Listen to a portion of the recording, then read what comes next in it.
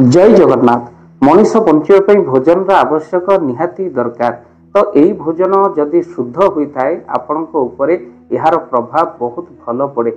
जदि भोजन अशुद्ध आपण मन उपर भोजन प्रभाव पड़े। से आपण मैंने समस्ते जानती जेमिति पीब पानी सेमिति हेब बाणी, जेमिति खाइब अन्न सेमिति हेब मन।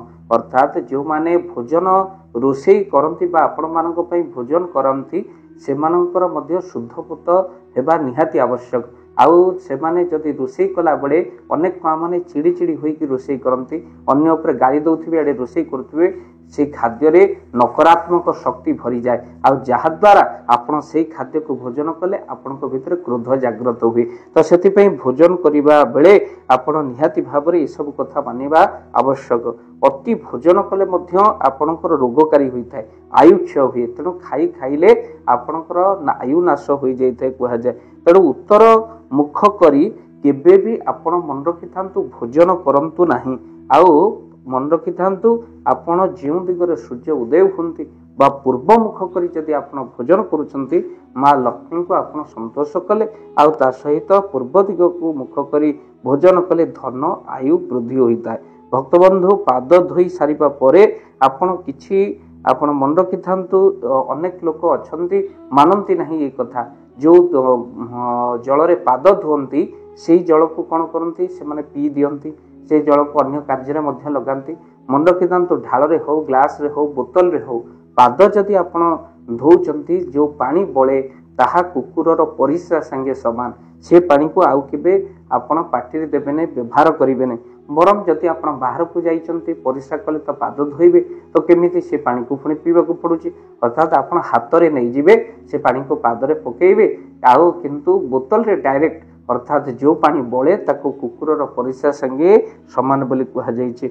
हाथ गोड़ मुह धोई आपण निहाती भाव में भोजन करंतु। अनेक आसंती हाथ गोड़ न धोई भोजन करंती, या द्वारा अन्न पाक हुए ना, पेट भितर अन्न ठीक भाव में कौन हुए ना पेटरे जीर्ण हुए ना। तो से आपण मन रखि था भोजन मंत्र आपण निहाती भाव में पाठ करंतु। भोजन रे बसला बेले आ भोजन कला बेले केबे भी पार्टी करंतु नाही। अति आवश्यक न पड़िले भोजन मागिबा को पड़िबो बोली अनेक मौन व्रत करंती, भोजन कला बेले पार्टी करंती नाही। तेणु थरटिए खाद्य नहीं भगवान को समर्पण करी निहाती भाव में खातु। नले से खाद्य रे आपणकर जो रही कौन ना आपणकर जो नूतन भाव में आपन जे खाद्य प्रस्तुत करछे ता मन समस्त भाव ता भितर पशि तेणु आप प्रभु को समर्पण कले ता प्रसाद हो जाए। आ भक्तबंधु तेणु जो भोजन आपन करुचंती प्रभु को समर्पण करी निहाती भाव में खातु। प्रभु को धन्यवाद दे भोजन करंतु। हे महाप्रभु आपण जोगु आपण दयारु आपण कृपार भोजन टिकक मिली।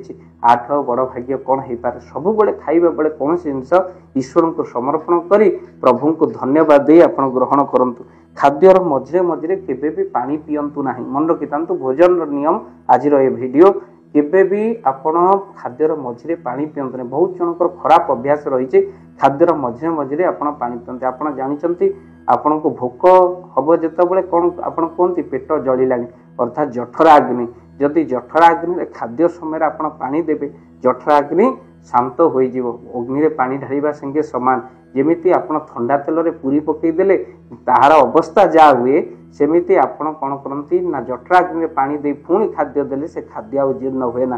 तेणु मझे मझे पानी पीवा आपण छाड़तु। आउ तेणु आपण मन रखि थांतु भोजन मंत्र जदि आप जानी नाहंती केवल ओम नमो भगवते वासुदेवाय मंत्र को पाठ करी प्रभु समर्पण माँ लक्ष्मी को स्मरण करी आप भोजन करंतु।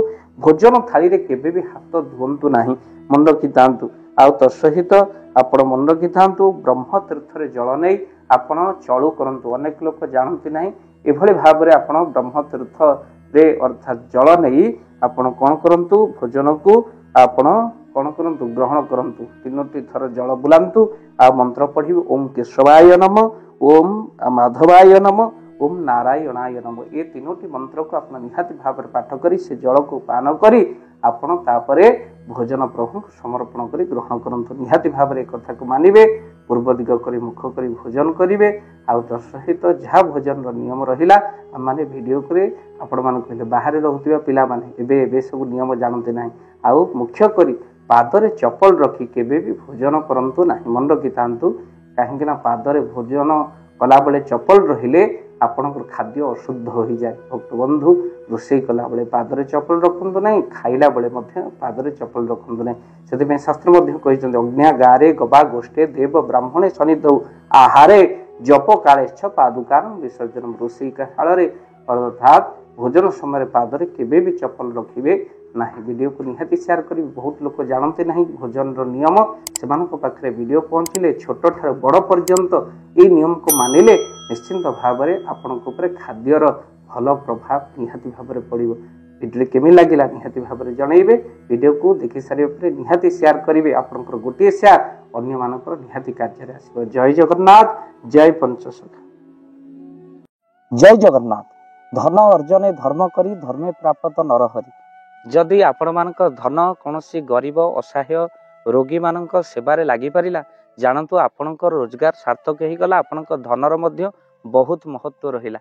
ତ ଆଜି ଆପଣମାନେ ଯଦି ଚାହୁଁଛନ୍ତି ଆପଣଙ୍କର ସେଇ ଧନ ମହତ କାର୍ଯ୍ୟରେ ଲାଗୁ, ଯେମିତିକି ଆମେ ଗୋଟିଏ ଆମ୍ବୁଲାନ୍ସ କରିଛୁ, ଯେଉଁ ଆମ୍ବୁଲାନ୍ସ ପ୍ରତିଦିନ କିଛି ଅସହାୟ ରୋଗୀମାନଙ୍କୁ ମେଡ଼ିକାଲରେ ପହଞ୍ଚାଏ, କିଛି ଗରିବ ଅନାଥ ଶିଶୁମାନଙ୍କୁ ମଧ୍ୟ ଆମେ ବସ୍ତ୍ର ଦାନ କରୁ, କିଛି ରୋଗୀମାନଙ୍କ ପାଖରେ ପହଞ୍ଚୁ ଯେଉଁମାନେ ବହୁତ ରୋଗରେ ପୀଡ଼ିତ, ସେମାନଙ୍କ ପାଖରେ ଆମେ କିଛି ଅର୍ଥ ଆଉ ଗରିବ ଲୋକମାନଙ୍କୁ ସହାୟତା ପ୍ରଦାନ କରୁ। ଏ କିଛି ଦିନ ପୂର୍ବରୁ ଆପଣମାନେ ସହଯୋଗ କଲେ, ଆମେ ମଧ୍ୟ କିଛି କମ୍ବଳ ଅସହାୟମାନଙ୍କ ପାଖରେ ଯାଇ ପହଞ୍ଚି ବାଣ୍ଟିଥିଲୁ। ଆପଣଙ୍କୁ କୃତଜ୍ଞତା ଜ୍ଞାପନ କରିବା ସହିତ ଯଦି ଆପଣ ଚାହୁଁଛନ୍ତି ଆପଣଙ୍କ ଧନ ଆମ ଦ୍ୱାରା କୌଣସି ମହତ କାର୍ଯ୍ୟରେ ଲାଗୁ, ତ ସ୍କ୍ରିନରେ ଚାଲିଥିବା ନମ୍ବରରେ ନିଶ୍ଚିନ୍ତ ଆପଣ କଲ୍ କରନ୍ତୁ। ଆଉ ଆପଣଙ୍କ ବିବାହ ବାର୍ଷିକରେ, ଆପଣଙ୍କ ପିଲାମାନଙ୍କ ଜନ୍ମରେ, ଶ୍ରାଦ୍ଧରେ ଯଦି ଆପଣ ଦାନ କରିବାକୁ ଚାହୁଁଛନ୍ତି, ଆପଣଙ୍କ ପୁଅ ନାମରେ, ଝିଅ ନାମରେ, ସ୍ତ୍ରୀ ନାମରେ ନିଶ୍ଚିନ୍ତ ଭାବରେ ଆପଣ ଦାନ କରିପାରିବେ। ସ୍କ୍ରିନରେ ଚାଲିଥିବା ନମ୍ବରରେ ଆପଣ କଲ୍ କରନ୍ତୁ, ଆମେ ଦେବୁ ଆପଣଙ୍କୁ ଫୋନ୍ ପେ ନମ୍ବର, ଯେଉଁ ଫୋନ୍ ପେ ନମ୍ବରରେ ଆପଣଙ୍କର ଦାନ ପହଞ୍ଚି ପାରିବ। ଆଉ ନିଶ୍ଚିନ୍ତ ଭାବରେ ଆପଣଙ୍କର ଦାନ କେଉଁ କାର୍ଯ୍ୟରେ ଲାଗୁଛି ତାର ମଧ୍ୟ ଭିଡ଼ିଓ କରି ଭାବ ଦିବାକର ଚ୍ୟାନେଲରେ ଆମେ ନିଶ୍ଚିନ୍ତ ଭାବରେ ପକାଇବୁ। ଆପଣ ଦେଖି ନିଶ୍ଚିନ୍ତ ଖୁସି ହେବେ। ତ ଆପଣଙ୍କ ପୁଅ ଝିଅ ବିବାହ ବାର୍ଷିକ ଜନ୍ମଦିନରେ ଯଦି ଆପଣ ଚାହୁଁଛନ୍ତି ଆପଣଙ୍କର ଦାନ ମହତ କାର୍ଯ୍ୟରେ ଲାଗୁ, ତ ସେଇ ଶୁଭ ଦିନ ମାନଙ୍କରେ ଆପଣ କଲ୍ କରି ଆମକୁ ଫୋନ୍ ପେ ନମ୍ବର ମାଗିପାରିବେ। ଆଉ ଆମ୍ଭେମାନେ ଆପଣଙ୍କୁ ଫୋନ୍ ପେ ନମ୍ବର ଦେବୁ, ଯେଉଁ ନମ୍ବରରେ ଆପଣ ସହଯୋଗ ରାଶି ପଠାଇ ପାରିବେ। ନିଶ୍ଚିନ୍ତ ଭାବରେ ଆପଣଙ୍କର ଧନର ସାର୍ଥକତା ହେବ।